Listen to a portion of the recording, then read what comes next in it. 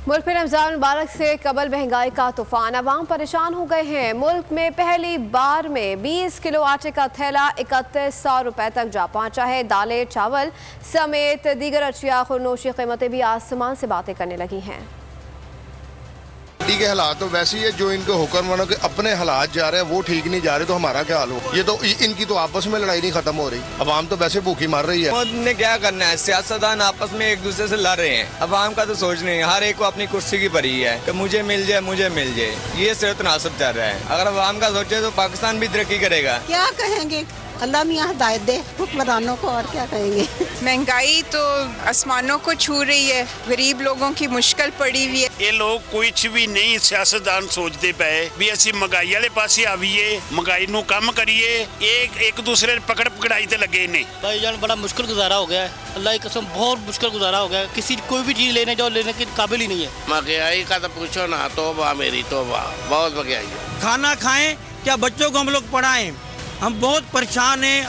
बजाया तुम लोग इसको हल करो, मीडिया आ रहे हो, तुम इनको मसले हल करो, तुम लोग हम लोगों के, हम लोग समझो जिंदा मर गए। रमज़ान आ रहा है, रमज़ान में तो चीज़ें सस्ती करनी चाहिए, तो ये जो माफिया बैठा हुआ है इनको चाहिए कि खुदा के खौफ से डरे।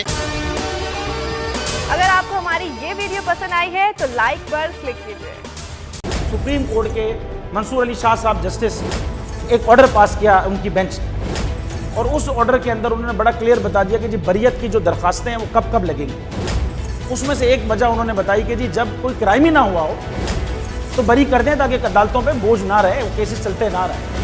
सुप्रीम कोर्ट ये मिसालें कब बनाएगा, ऐसे लोगों के खिलाफ जो इस तरह की FIR काट रहे हैं, वैसे ऑफिसर्स, और ऐसे लोग जो इस तरह के केसेस को जजेस चला रहे हैं।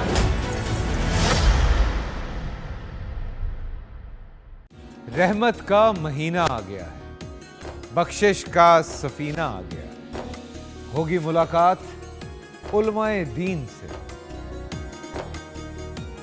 जो देंगे इत्तेहाद बैनुल मसालिकीन का दर्स, जिक्र होगा अंबियाए कराम का।